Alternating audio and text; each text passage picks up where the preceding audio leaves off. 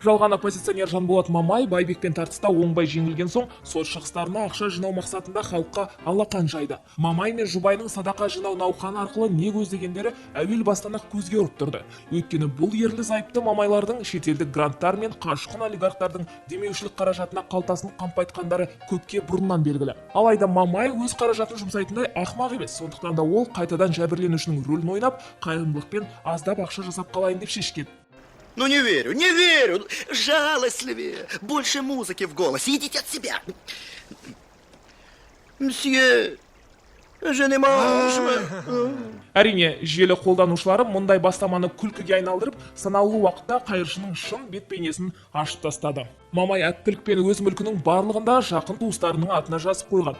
Бұл жағынан алғанда ол әдеттегі шенеуніктерден бірде кем түспейді. Мәлім болғандай, машинасымен бірге зәулім үйі ата-анасының атына тіркеліпті. Машин на им жены, дач на мое имя ничего у тебя нет. Ты голодранец.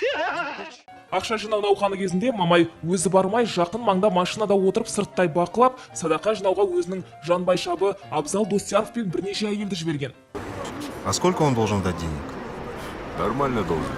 Енді келіп, Мамай мұның барлығын халықтың өзіне ақша жинап бергенді етіп көрсеткісі келеді. Шын мәнінде Жанболаттың былығы үшін өз маңында жүрген бірнеше сыбайласынан басқа ешкімде қол ұшын созған жоқ. Жеке сот орындаушыларының жұмысымен таныс адамдардың бәрі де Мамайдың жеке өз қаражаты есебінен төлеуге міндетті екендігін түсінеді. Ал оның осынау қайырымдылық ақша жинау әрекеті фарс пен көз алдаудан басқа түк те емес.